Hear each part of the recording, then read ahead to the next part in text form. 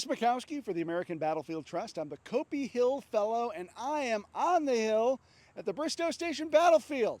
And we're going to talk about AP Hill. So lots of hills going on here. We're talking about the 160th for Bristoe Station. Check out our previous videos. We've got a lot to unpack as we talked about the campaign, the action here. We're going to talk a little bit about the ramifications, about the park itself, and about some of the things that you can do to help preserve this history here. First, I'm going to bring on my good friend Kevin Pawlak. He's a historian here at the Bristoe Station Battlefield Heritage Park, operated by Prince William County. And Kevin, as we look at the actions of the Bristoe campaign, first of all, what are the ramifications for the Confederates as a result of this? Robert E. Lee has the field at the end of the day, and by most metrics, that's a win. But he suffers some pretty bad casualties here that were maybe unnecessary. Yeah, it's a big black eye, bloody nose, whatever you want to call it, for the Army of Northern Virginia. Again, about 1,400 casualties against 300 federal casualties. So you're right, the Confederates do hold the field, but in terms of the casualty count, the body count, and of course these are bodies that constantly, as the war is dragging on, the Confederacy cannot afford to lose. And these are more men that they are losing on a battlefield that really doesn't do much for Robert E. Lee. And I think in the grand scheme of things, though, what's interesting about this campaign from the Confederate perspective is this is really the last strategic offensive of the Army of Northern Virginia as a whole. Now, you don't have Longstreet here, but one that Lee is personally overseeing during the course of the war. You do have Jubal Early going down the valley in 1864, but it's not under Lee's personal direction. This is really the last time that Lee's going to lead a strategic offensive on the battlefield. And I think what it also shows is, I think oftentimes we get caught in this idea of Gettysburg happens, the Army of Northern Virginia is so badly wrecked with the amount of casualties that they take, but the Army of Northern Virginia is back here, with another strategic offensive. Gettysburg is not the end of, it's not all downhill, I should say, for the Army of Northern Virginia, I guess. But overall, really what comes of this, after Rappahannock Station on November 7th and Kelly's Ford, Lee's army is right back where it started this campaign a month early and had nothing to gain for it. And I'm thinking, if I'm Robert E. Lee, my faith in AP Hill is a little undermined. He underperforms at Gettysburg. He really kind of messes up here, and he was seen as kind of this, fantastic division commander as a fighter, and just underperforming. Yeah, absolutely, and I think Lee let him know about that, definitely. But again, in that story of, Lee's probably standing somewhere up on top of this hill with AP Hill saying, you did go in too hastily, you didn't do enough reconnaissance, things like that. You didn't provide flank support, anything. And Lee sort of realizes then that he's going to need AP Hill another day. And so he doesn't want to knock him down too many pegs. Let him know that you're dissatisfied from Lee's perspective with what Hill has done, but then recognizing that Hill still has good capabilities and that he's going to be needed throughout the rest of the war, because the war is obviously not over in October 1863. And I think, too, that's particularly galling for AP Hill because he gets beaten on the field by the man who stole his girl, Gouverneur K. Warren. This is a really important moment in Warren's evolution as a commander. Tell me about that. Yeah, absolutely. This is really the first time that Warren has a large infantry command, at least on a battlefield. Of course, he was a brigade commander before becoming the chief engineer of the Army of the Potomac. Here, I think Warren does pretty well.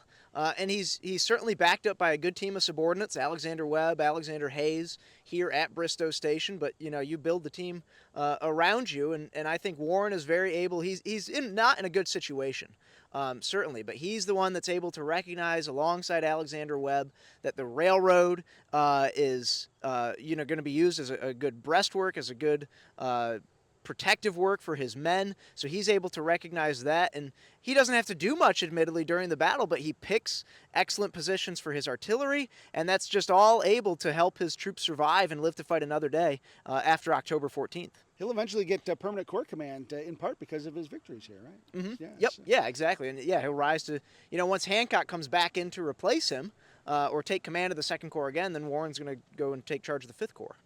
So, Kevin, tell me a little bit about the park itself, because we are in kind of a neat little oasis of history in the midst of a lot of development.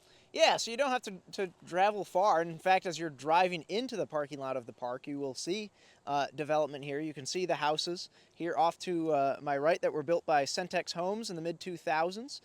Today, the park is, of course, administered by Prince William County's Office of Historic Preservation. It's one of 14 historic sites that we have here in the county. This is the largest in terms of size. The park today is about 140 acres overall, but it was very close to not even being anything as far as the park was concerned. As I mentioned, Centex Homes, the developer that built the homes that you see there behind me, initially had all of this land, and thankfully, due to preservation organizations, including what's now the American Battlefield Trust, I believe it was Civil War Preservation Trust at the time. Dan's nodding back there, so yes, I got that one right. A compromise was reached, which was great, in that some of the zoning was changed for where the houses are today, so the houses were allowed to be much more densely packed. Like you see them today, and in exchange for that zoning change, the developer proffered this land to the Civil War Preservation Trust, and then it went to Prince William County, so that we've been able to have at least a portion of the Bristoe Station battlefield preserved, so that you can come out and walk on this land, get tours. We have guided tours the second and fourth weekends of the month, May through October. Of course, we'll be doing plenty of stuff for the anniversary on October 14th, or October 13th, 14th, and 15th, actually. So come out here and join us and be able to walk this beautiful land and be able to really see what these soldiers saw, and learn how this land helped to shape the Battle of Bristoe Station on October 14th of 1863. So I'm going to bring Dan on as well. He's going to share a little bit about some other preservation successes that we've had here in the vicinity of Bristoe Station in preserving its story during the war. Thanks so much, Kevin. Now, we are sitting literally between two major cities. We have Washington, D.C. to the north, Richmond, the capital of Virginia, to the south. This is a major corridor along the East Coast, and because of the population density that has been growing over the course of the last 5 to 10 years, and even beyond that, we've seen a lot of development. And it's with your help, members of the American Battlefield Trust, that we've been able to preserve places like Bristoe Station, where we can come walk the terrain, get a better sense and feel about the battle, what the men experienced here. But the Battle of Bristoe Station is not over. We're dealing with additional threats, data centers, distribution centers. And in fact, there is a development in its very early stages that could potentially put distribution centers just on the other side of the road, down the hill from where we are standing, stretching from this entry road over to the left. I'm going to ask Sarah to pan over all the way down to roughly where we were in the area of one of our previous videos near the railroad. Now, to get more involved, to help preserve this land, help out the American Battlefield Trust, head over to battlefields.org. Continue to help save Bristoe Station. Again, head over to battlefields.org. And with that, I'm going to bring Chris back on. And it's a beautiful day to be out here. A Chamber of Commerce day, as we might say. Blue skies with white puffy clouds, nice little breeze. See lots of families out here using the trail. It's a wonderful walking trail that not only covers the Bristoe Station battlefield, it touches on some of the fighting at Kettle Run. There's a cemetery you can explore, lots to see, great visitor center with a beautiful diorama. We all love those dioramas. And so come out here to Bristoe Station and enjoy this little oasis. It's really a wonderful spot, and you can explore that campaign of the Forgotten Fall of '63.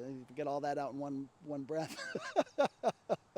So as we talked about earlier, the Civil War Trails has lots of stops that get you here from where the armies first began, down around Orange and down around Culpeper. You can come up here, explore this. The park's got lots going on. Check them out on their website.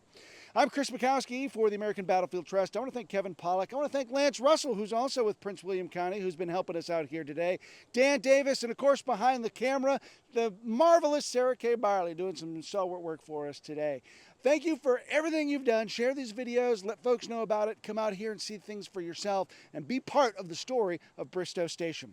I'm Chris Mackowski for the American Battlefield Trust. Thank you for all you do to support battlefield preservation and education.